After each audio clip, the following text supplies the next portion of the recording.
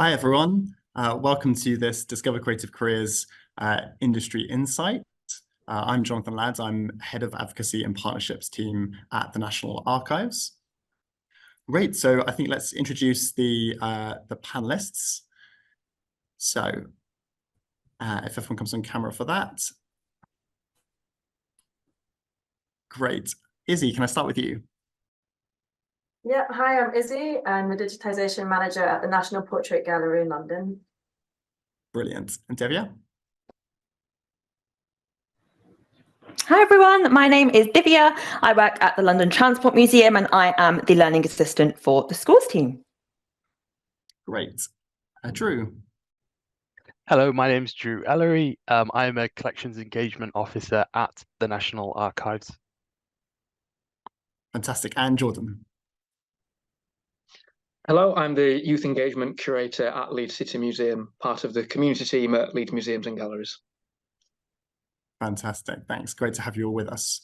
So yes, this session is all about archives and museums. Many of you are probably already familiar with museums and have visited them already. Some of you might know archives, but I wanted to just introduce archives as well quickly in case you're not very familiar with what an archive is. So an archive is a place that holds important information that we want to kind of keep for the future. This might be like letters, reports, maps, photos, sound recordings, videos, all those things that have really important information. And so that could be kind of digital, or it could actually be things like on paper. If you think about all the things that you potentially have at home that you want to keep on your phone or on your laptop or in a box to keep for the future, it could be photos, certificates, diaries, messages, notes, all those things. That's sort of like your personal archive. And bigger archives keep that sort of information, that valuable information for businesses, universities, local areas. And for example, in the National Archives, we keep that for the whole country. So just like museums, archives tell us about the past, and they kind of constantly collect new things that tell future generations about what the world is like now. And museums and archives have a lot of overlap. They're very closely linked, and they're often in the same building. So just a flag that actually, if you know where your local museum is in your area, then actually there might be an archive in the same place. So do go check it out. So that's a quick intro to archives, and we're going to hear more about museums as well. So I'll ask my first question to the panel. So Divya, could you start by saying what attracted you to a career in museums? Yes, I had a long think about this, and I came to the conclusion that, to be honest, initially when I was in like secondary school and even in university, I didn't really consider a career in museums. My background is in geography, so geography at university, and I thought, okay, when I leave uni, the two options that I have available to me are either becoming a geography teacher or going off and traveling the world. And it was only in my final year that I participated on a Young Volunteers project that London Transport Museum runs. They run, I think, around 3 projects a year, and they're voluntary kind of arts projects. My one that I participated in was to create a podcast, co-create a podcast about my local area and the impact that I thought Crossrail was going to have on it. And I was like, okay, this is the first time I'm hearing of the London Transport Museum. I like podcasts and I like talking about all things regeneration, gentrification. Like, this is my geography passions uniting with a creative outlet. Let's have a go. Why not? And I did that, and I really enjoyed that project. And I was like, okay, this is cool. I thought museums were like dusty, crusty, outdated places that, are just contain relics of the past. And I didn't think that they'd be collecting things that are reminiscent of the times now and doing contemporary collecting. So that was my first like, oh, this is kind of cool. And then following my Young Volunteer project, I went on and participated on the Young Freelancers project, which is a year-long paid career development program where you're not expected to have any prior museum or heritage organization experience, knowledge, and no academic qualifications either. So I was like, okay, this seems interesting and like a nice stepping stone for me to get to know a bit more about the sector. And then I worked on different briefs. So like I designed a family trail around the museum for an Easter holiday, worked at the Science Museum as an audience researcher. So I thought, okay, this is really cool. And I got to see firsthand engagement outside the classroom, and how collections were being used as a way to bring people in. So that is what, yeah, that's kind of half of why I was drawn to museums. And the second half is because I thought, okay, well, there was a reason why I wasn't kind of attracted to museums. Part of my upbringing wasn't, I didn't go on family outings to museums, and like feeling that disconnect, and then seeing also the value that museums have, I was like, well, I don't want this for anyone else. Having been that disengaged audience, I now want to actively try and bring communities and disengaged people in. So it sounds a bit revolutionary, but those are my two answers. No, that's really cool. Great. And Drew, what about yourself for archives? Hi there. So I would say quite similar to what Devia said in terms of I grew up not really going to museums or art galleries. Yeah, my family never really took us there. It just wasn't really on the agenda as I was growing up. So when I was doing my GCSEs, I dropped history. I didn't really like it. I thought it was quite boring. So and I went on to study journalism at university, and doing the course, I really started to learn about blogging, about writing about stories, about using kind of digital technologies to engage with audiences. And it wasn't until I left university that I moved to Manchester. I started to volunteer at my local library, and that's when I started to work with these fantastic, really interesting special collections. And out of that, I think I was volunteering for about 6 months, on top of kind of working part-time. And I applied for a Transforming Archives traineeship, which was a real introduction to the archive sector, which helps you kind of develop skills working with archives and really hone in on the area that you're interested in. So mine was audience engagement, engaging people with archives. So I did lots of blogging, I did lots of collections research, lots of scanning documents to post on social media, which was all really interesting. And then we also did lots of trips around the country to visit other archives. We went up to Scotland and saw what the Scottish National Archives were doing with their collections. So it was a real great introduction to the archive sector, and I think that's what kind of really inspired me to, after doing the traineeship and after volunteering, to want to kind of stay in this sector and kind of build on my skills and experience. Yeah, that sounds really interesting. So Izzy, you also did a traineeship to get into archives. How did that help you make the decision to kind of pursue that path, and how did it help you get your current job?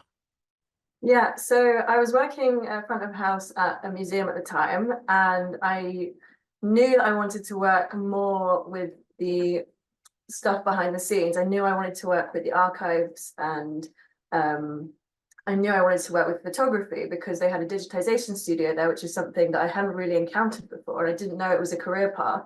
And then I saw this traineeship come up, and I thought, well, that would be a great way to get some more skills, because I really needed some more like actual working knowledge of an archive in order to be able to try and get a job going forward. So the traineeship was the one run by the National Archives, Bridging the Digital Gap, and it placed me at the University College London Archives. So I was working with the special collections there, and also the Institute of Education archives. And really, I was able to sort of shape it in a way towards what I wanted to do going forward, which was digitization, which is photographing archive material, basically. So whilst I was there, I was able to do some sort of real projects, which actually helped, was actual like real work, which actually helped the whole archive team.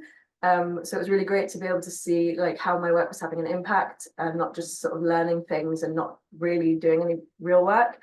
And also, I was also able to have more of a well-rounded general knowledge of how archives work. So that's was really helpful. We had some like different training sessions, and also where I was working, they had a conservation team, and they were happy to have me in a day a week doing some conservation training. So altogether, it sort of gave me a really good grounding in my knowledge of how an archive works, and really helped me to when I was then going for a job when that finished. And then yeah, I was able to get a job as a photographer at the British Library, and that really helped me get the skills to do that.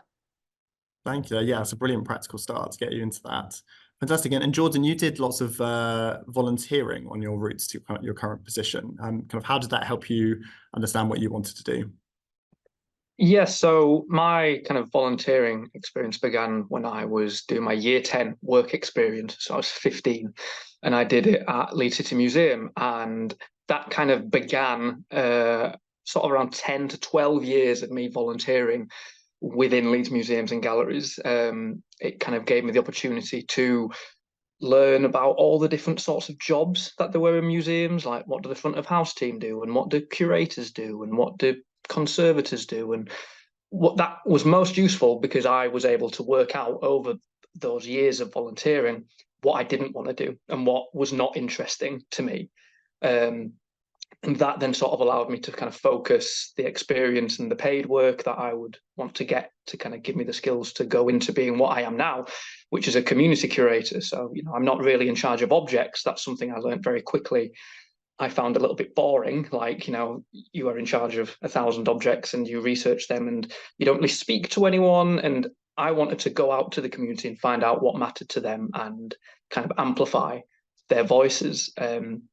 What I do want to say is a kind of hard learning for me was I think I was sort of under the impression, and maybe I'd been led to believe that, you know, oh, you know, you've got 10, 12 years of volunteering and you're only 25, right? No one else has this. You're going to finish your degrees and you will be really employable and you'll find a job really easily.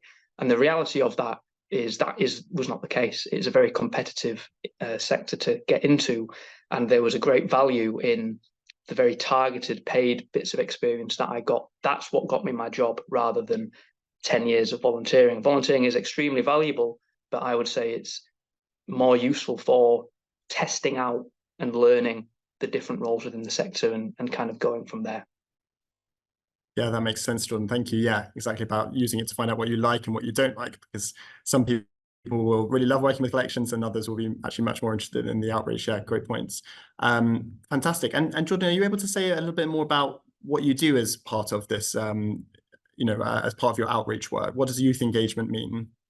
Yeah, definitely. So youth engagement within Leeds Museums and Galleries, basically I work with anyone between the ages of 14 to 24, and I kind of create youth groups. So I go out to community groups and really I just amplify their voice, right? Like it's what we call co-curation. So I curate projects, but it's led by them. And what is quite exciting about that is every session is different, every project is different. You know, we've done lots of projects about neurodiversity, about kind of LGBT plus identity, you know, about autism awareness and representation of diverse communities.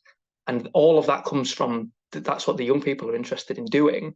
So, you know, I'll run weekly kind of youth groups, and sometimes we curate things, sometimes we just like eat Pringles and talk about Netflix. And it's as important to kind of have a social group as it is to do history stuff. And some people are there, you know, they don't actually want to work in museums in the future, but they may be really interested in art and they might like to create things, or they might like filmmaking. So I tailor my youth engagement offer to the participants that we have, and we just try to find ways to engage them in heritage, but also just provide opportunities for them to kind of improve their experience, improve their employability, guide them into university or guide them into paid placements, you know, whatever they want. We try to just equip them with the skills. So yeah, I'm very reactive to the groups that I work with. I don't really tell them what to do.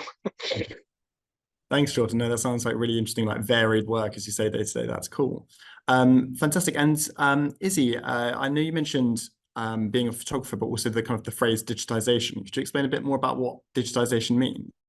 Yeah, so digitization, basically photography or scanning of collection work. So that can be anything from like some paper records, or like here we're doing paintings or sculptures. It really depends on the collection you've got. Some collections where I was at the library was like all books pretty much, but you can work at a different museum and it will be mainly objects. It totally depends. And you need kind of a completely different skill set for both. And the main like reasons and why it's so important are for access. So we digitize things and put them online you know, everything we hold should be as accessible as possible to the public. So we're basically making things available online so that more diverse and people further away can access things if they're not able to come here physically. We also do it for preservation reasons. It's really important to document the archive or the collection works properly and as close to the reality as possible. So we do a lot of color management and things to make sure the digital image is as close to reality as possible. It's really important because you never know what's going to happen to an object. Over time, things can change. Photographic prints is a good example. They can fade over time. So it's good to see. We work very closely with conservation. So it's really important to monitor change over time. And also, you never know if a work will still exist in 50 or 100 years, that you never know. So it's really important for that reason as well. Thanks, Izzy. Yeah, no, it does sound super important to make sure people have access to that now and in the future. Great. Yeah, so thinking about kind of collections then, actually, Drew and Devi, you both work quite closely with collections. I wondered if, Drew, first you could say what kind of your favorite collection has been that you've worked with.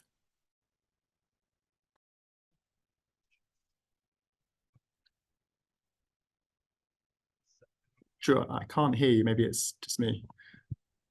Sorry, I've worked with very varied kind of record sets, and when I was doing my traineeship in Manchester, I was working with like manuscripts and precious kind of treasure materials, which was fantastic.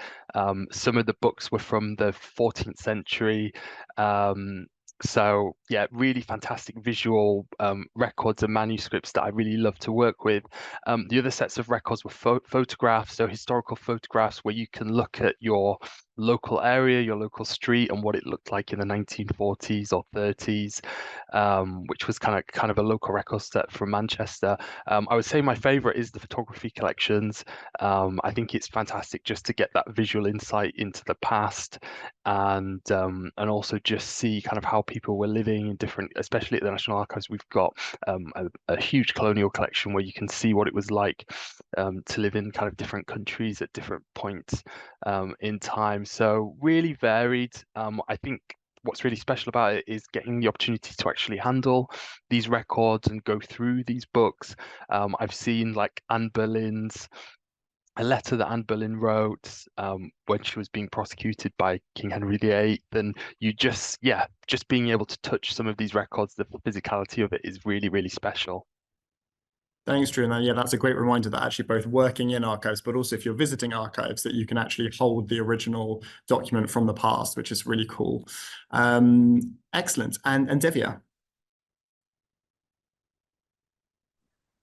Yes. Well, just for context, this is the only, like, the transport collection is the only collection I've ever worked with. So I think just by, like, I'm going to be biased, this is my favorite one. The London Transport Museum holds 500,000 different objects in its collection across 2 sites. And they span from like, and it's completely random. If I'm being completely honest, it's completely random, but it's what I love about it. We've got some like really tiny objects, which are like pin badges that people wore as part of their uniform when they used to work in the canteens of London Transport, for example, all the way to massive like 1938 tube stock. So I think the variety in our collection is great, and it's like the collection itself is one of the like least contentious collections I feel like going around, and I feel like everyone has a story related to transport. I know in London, like, our transport identity is real strong, but I think also just around the country, everyone's got a story and experience relating to transport. And I think that's why I really like working the collection, because even if you are disengaged from museums, well, you know what a bus is, or you've seen one when you're walking to school, or you've got on the tube, or everyone's got a story that they can bring in and share, which is really nice. And I also think, besides the most obvious, like, we've got big buses in our collection, which is what everyone probably would typically think of, we also have a really vast collection of poster art.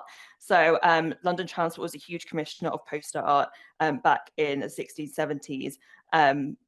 And some of the posters are honestly incredible, but also it kind of like, again, in terms of engaging people, it's not just kind of STEM focused that our collection can like bring in and has that appeal. We've also got design focus. You know, if students are interested in kind of arts or different, like, I don't know, techniques, they probably know more than I do about it, that, you know, we've also got that appeal. So I'm going to say the whole collection. Obviously the big red buses, but yeah. That all sounds great. Fantastic. Okay, thanks everyone for your answers. So starting with the first question that I've got from Ruth here says, where did the two members of the panel who did traineeships find out about these? So Izzy, do you want to start us off? Yeah, it was quite a while ago now. It was like 2018, I think. So I just remember looking for other jobs in the sector, and I think it was just on different job boards, to be honest, because it was a paid traineeship. It was just on the various sites that you would find. Yeah. Brilliant. And Drew?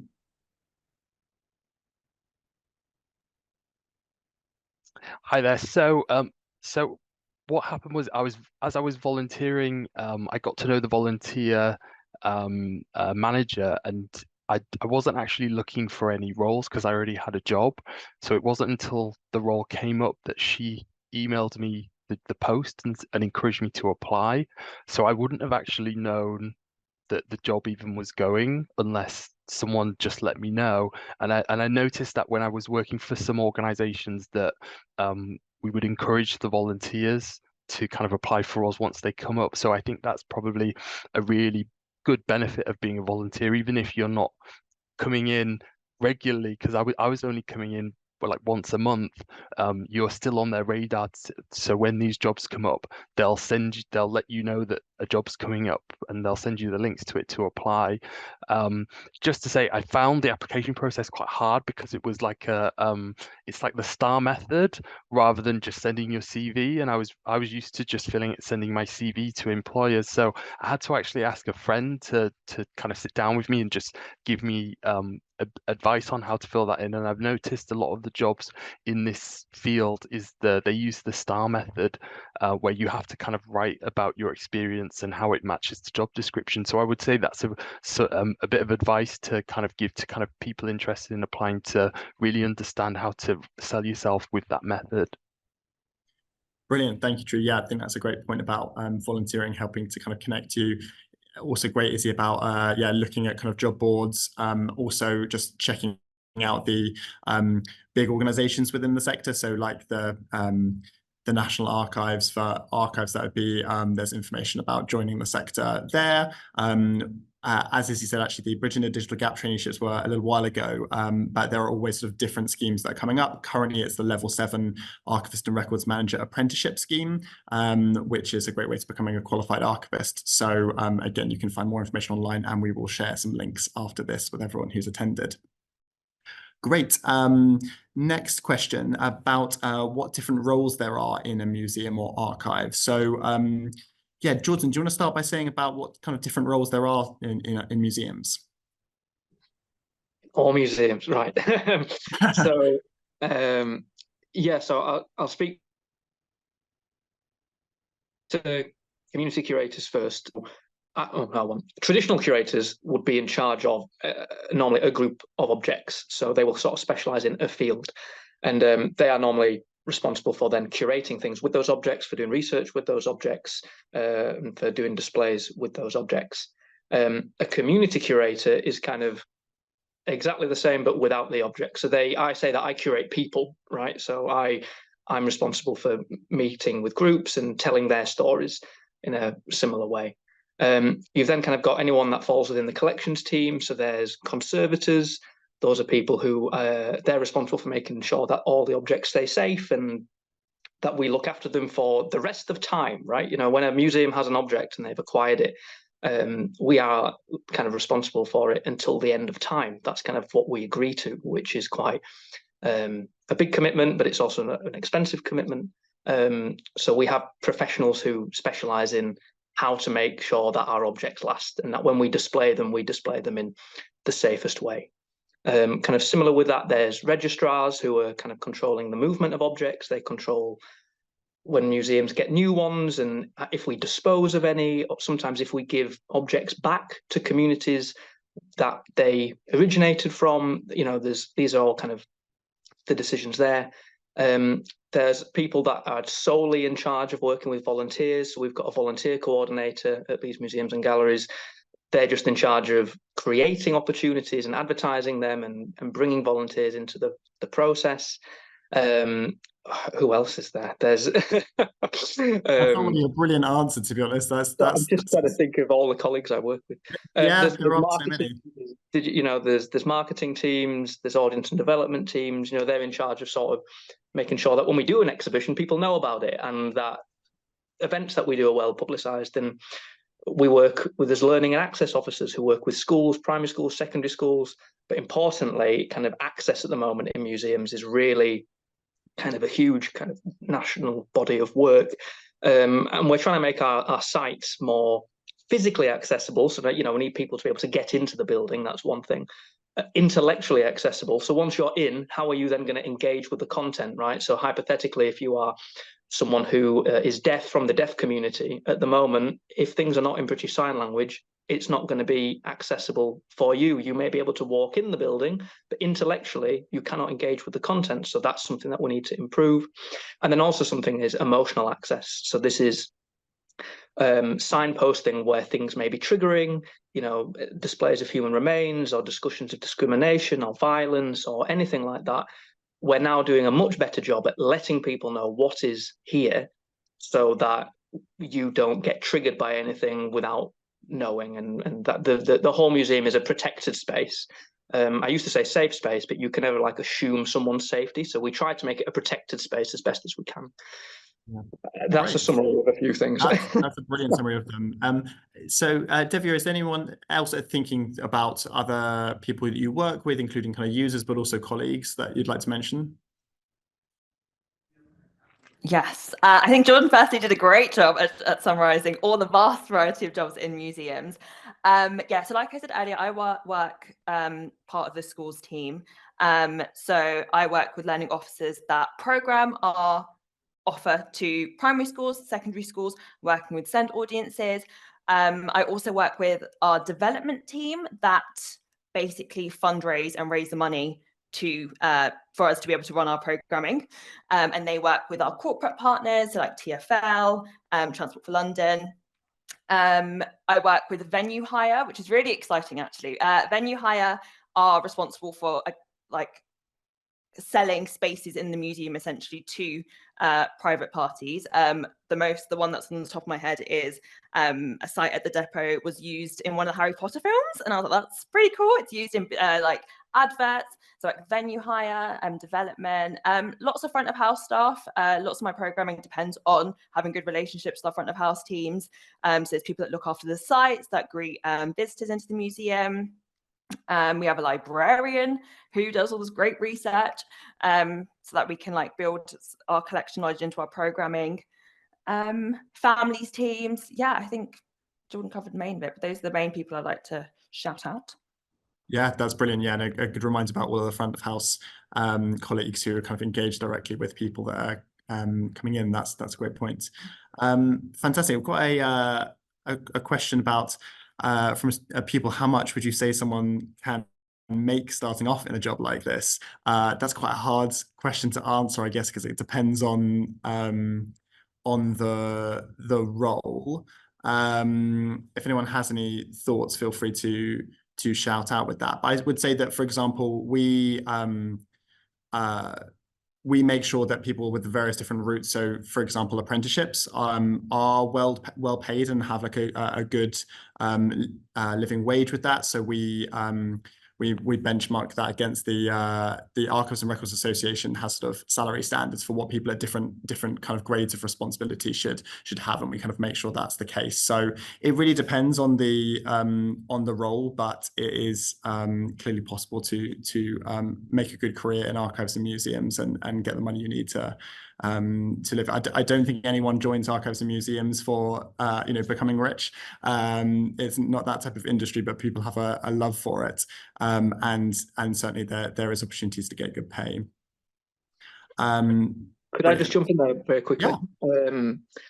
Just to say, don't kind of underestimate the value in potentially going freelance as well. I had to do that for sort of 3 to 4 years because it was a competitive industry to get into, and I couldn't essentially get a job in a museum or an archive initially. So just set myself up as a kind of freelance, which meant I kind of worked for myself and just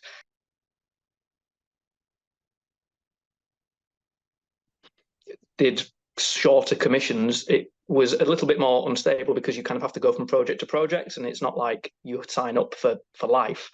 But that's something, that experience was really valuable for me when I then wanted to transition into a kind of more permanent position, because I proved that I could do it kind of as an independent person.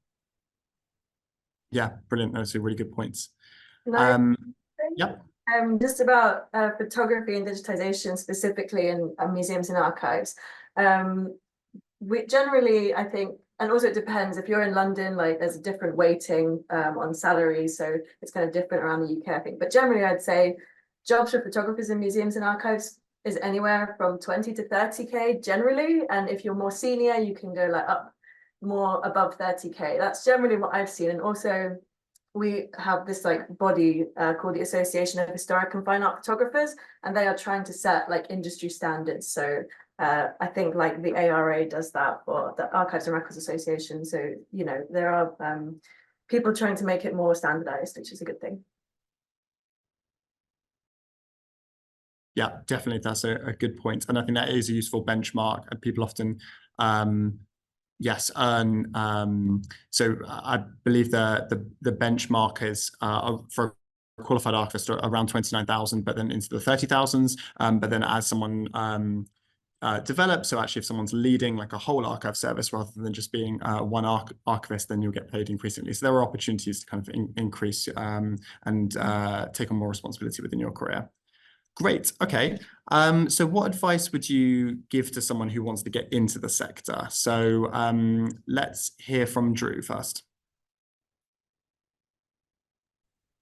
So advice, I would say, think about a museum, an archive, or an art gallery that you would really love to work at, that you're really interested in the collections they have, or you've gone in the building and you've been really just excited by it, and maybe just drop them an email and find out what opportunities they have to volunteer, even if it's once a month, or even if they can just contact you when they've got an event happening, and that will just allow you to just get your foot in the door, meet members of staff, talk to them about what their roles are, and also to kind of bring you into the fold with kind of opportunities that arise, and also kind of activities happening at the museum. And I think that's a really amazing way to kind of establish yourself earlier on in your career and just get a bit of experience around your belt with working in these organizations. Thanks, Drew. And Devia, do you want to have any advice for that?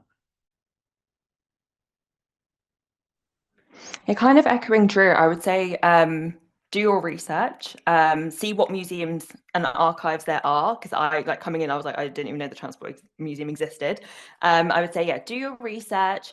If you come across opportunities that aren't directly linked, or, you know, they're not immediately what you think, oh yeah, I'd be interested in this, I think be open. Once you have a foot in the door, or once you start making those connections, you can start kind of advocating for yourself and say, you know what, oh, like I'm actually interested in this. And someone who's maybe worked in the sector for longer could be like, oh, okay, well, I know this person, or I can get you a chat with this person. So even if things aren't directly kind of linked to what your end goal is, I think it's kind of being open, being flexible with your interests, and seeing the potential for them in various contexts. And like another panelist mentioned earlier, ultimately, if you don't like the experience, that's fine. You know what you don't like, you can move on, you can go elsewhere. So I would say that. And also another thing, when I kind of came in, I always felt like the imposter syndrome does hit you, and well, it can hit me. And you can feel like you're inexperienced and therefore shouldn't ask for things. But if there is an opportunity that comes that isn't paid, for example, like there is so much wealth in volunteering, but at the same time, that's not a route that's accessible or practical for everyone. So that if you end up doing work that you think, okay, now I should be paid for this, that you do come with skills and you are like a complete person. So I would say if you feel comfortable to like advocate for yourself, because just because you're new or you're in the early like stages of your career, that doesn't mean that you're like worth any less or should put up with stuff. You're still like a member of the workforce. So yeah. Yeah, that makes sense. Izzy, any advice for getting into archives? The other two panelists have given great answers. I would say also starting like anywhere really. So I started front of house because I just absolutely loved the place that it was. I loved the history, I loved the collection, and I was just so excited to be able to work there in some way.